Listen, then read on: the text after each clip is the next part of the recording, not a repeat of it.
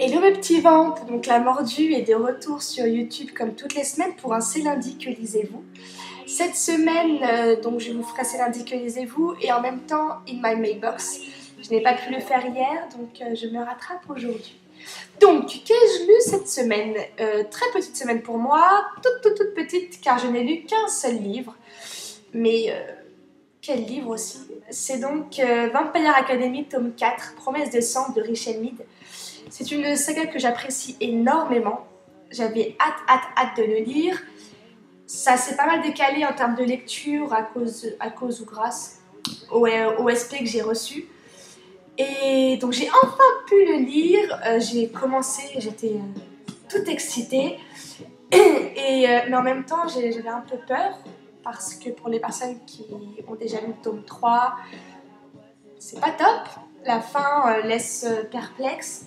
Et voilà, Richelle Mead prouve encore une fois qu'elle est capable de nous faire de sacrés rebondissements. Et donc c'était une très bonne lecture. Mon avis arrive aujourd'hui ou demain. Donc c'est un très bon avis, bien entendu, un livre que je conseille. Par contre, je vous préviens, dans cet article-là, forcément, si vous n'avez pas lu le tome 3, il y aura des spoilers. Donc ne lisez pas la chronique si vous n'avez pas démarré la saga. Par contre, je vous le dis maintenant, il faut la lire. Il faut vraiment lire cette saga. Elle se lit toute seule, c'est nickel.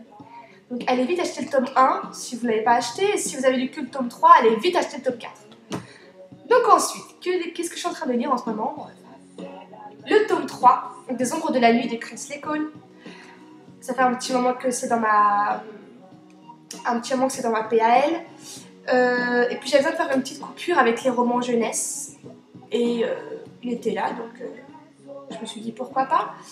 J'aime bien cette saga, c'est pas une saga coup de cœur, hein, mais c'est agréable à lire et donc je pense que je vais vite le dévorer celui-là, je pense. Alors, cette semaine, que vais-je lire? Pour cette semaine, j'ai décidé que je faisais tout petit ce que j'allais lire parce qu'à chaque force de mettre beaucoup, en fait, je suis frustrée après. Donc, je lirai seulement si je peux lire qu'un seul livre, ce serait L'amour dure plus qu'une vie. J'ai démarré les premières pages, le premier chapitre.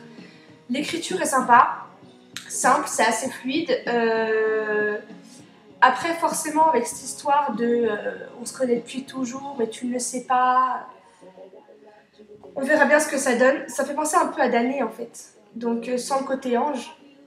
Donc à voir, mais bon, comme j'aime beaucoup l'auteur Anne Charest, ça devrait le faire, je pense. Donc voilà pour ma semaine donc, de lecture. Alors, qu'ai-je reçu cette semaine? Donc, In My Mailbox. Cette semaine, j'ai reçu donc 4 livres. Le premier étant celui de Catherine Pancol, qui est d'ailleurs à gagner sur mon blog jusqu'à mercredi. Je ne l'ai pas sur moi, je l'ai prêté pour qu'on me le lise. Donc, parce que je n'ai pas encore démarré cette saga du tout. Je n'ai jamais lu du Catherine Pancol. Donc, je vais le lire, mais pas tout de suite. Donc, je l'ai prêté en attendant. Ensuite, j'ai reçu donc, le roman que j'attendais avec impatience, le livre de Saskia, de Marie, Pavlenko, je ne sais pas comment ça se prononce, je suis désolée. Donc le tome 1, Le Réveil, que j'ai gagné sur le blog de Troubled Addict. Et en plus, il est dédicacé. Donc c'est top. Donc si cette semaine j'ai le temps de le lire, je lirai celui-là en priorité parce que j'ai lu beaucoup de très bons avis, donc j'ai hâte.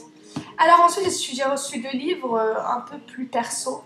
Donc c'est donc un livre un peu psycho, donc trop intelligent pour être heureux, l'adulte surdoué, qu'on m'a demandé de lire. Et donc c'est mon médecin qui maintenant me demande de lire. Là, je pourrais dire en banquier, c'est pas de ma faute. C'est mon médecin, j'ai pas le choix. Donc voilà, celui-là, donc il y aura un petit avis, mais pas un avis réellement sur ce livre en particulier, plutôt sur le livre psycho en général. Donc d'ailleurs, si vous êtes du genre à lire ce genre de livre, j'aimerais bien avoir vos avis, savoir pourquoi vous en lisez, ce que vous lisez en particulier, et à quelle fréquence, donc voilà, pourquoi, comment. Et ensuite, donc c'est la méthode simple pour en finir avec la cigarette. Celui-là, c'est ma maman qui m'a demandé de le lire, qui me l'a acheté. Comme ça, elle est sûre que le message passe. C'est-à-dire que là, maintenant, je ne peux plus dire « Ah, mais je ne savais pas que tu voulais que j'arrête de fumer ». Donc maintenant, on passe par les bouquins pour me faire passer des messages. Celui-là sera par contre chroniqué, bien entendu. Je pense même, tout dépend si je le lis très vite ou pas, si je le lis sur plusieurs jours, il y aura peut-être via Facebook et Twitter, tous les jours un petit avis pour vous dire au fur et à mesure de ma lecture, et ensuite vous dire donc si ça fonctionne ou pas. Donc juste pour vous dire que le principe, c'est que le livre est fini, je ne fume plus. Juste, donc, juste après la lecture, normalement il n'y a plus de cigarettes. Apparemment ça fonctionne, donc je suis un peu sceptique, mais pourquoi pas. On verra ce que ça donne et donc vous aurez mon avis. Donc voilà pour ma semaine de lecture et de réception de livres.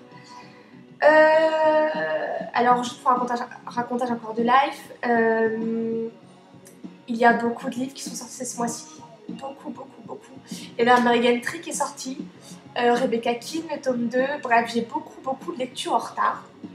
J'espère vraiment pouvoir aller faire une razzia à la FNAC très bientôt. C'est-à-dire que si cette semaine je peux le faire, sachez que ce que vous venez de voir là, ça va vite s'annuler parce que ça va vite être American Tree en priorité et Rebecca Keane. Il y a aussi Forgotten, il y a beaucoup de romans. Donc j'espère vraiment pouvoir rattraper tout ce retard et acheter encore et faire grossir ma PL encore et encore. Mais tant pis, c'est pas très grave. Donc ce week-end a eu lieu la fête des papas, donc avec du retard, je souhaite une très bonne fête à tous les papas ventes qui peuvent me suivre. J'espère qu'il y en a. Si vous existez, faites-moi signe quand même. Et une bonne fête à tous les papas des petits et petites ventes qui me suivent. J'espère que vous avez fait plein de cadeaux à votre papa et plein de bisous, plein de câlins. Ensuite, donc ce week-end, il y a eu une nouvelle chronique des lectures à la plage qui a été postée.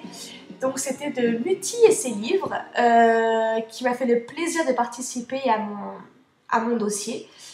Et donc elle nous propose un thriller pour les vacances de Valentin Musso, La Ronde des Innocents.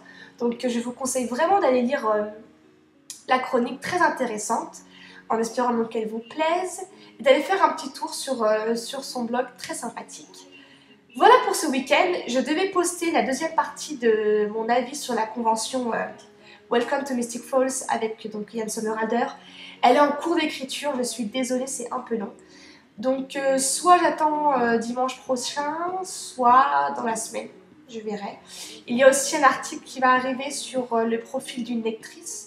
Donc un article un peu décalé sur les clichés que peuvent avoir les gens sur les personnes qui lisent énormément. Un peu dans le principe de on doit porter des lunettes, on est insociable, on a des chats, enfin, vous voyez un peu le truc totalement dingue. Donc si vous avez des clichés en tête, venez me les donner.